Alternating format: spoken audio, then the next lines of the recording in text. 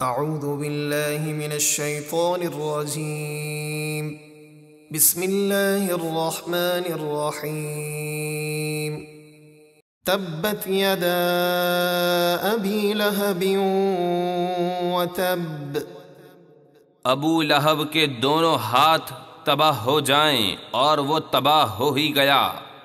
ما اغنی عنہ مالہ وما کسب، اس کا مال اور اس کی کمائی اسے کچھ کام نہ آئی۔ سیصلی نارا ذات لہب، عن قریب وہ شعلوں والی آگ میں داخل ہوگا۔ وامرأته حمالة الحطب، اور اس کی بیوی بھی اس آگ میں داخل ہوگی جو اپنے سر پر لکڑیوں کا گٹھا اٹھائے ہوئے پھرتی ہے۔ فی جیدها حبل من مسد، اس کے گلے میں کھجور کی چھال کا رسہ۔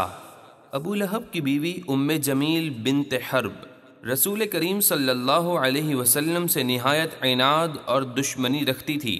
بہت دولت مند اور بڑے گھرانے کی ہونے کے باوجود سید عالم صلی اللہ علیہ وسلم کی عداوت میں اس انتہا کو پہنچ چکی تھی کہ خود اپنے سر پر کانٹوں کا گٹھا اٹھا کر لاتی اور اسے رسول کریم صلی اللہ علیہ وسلم کے راستے میں ڈالتی تاکہ حضور صلی اللہ علیہ وسلم اور آپ کے اصحاب کو ایذا اور تکلیف ہو۔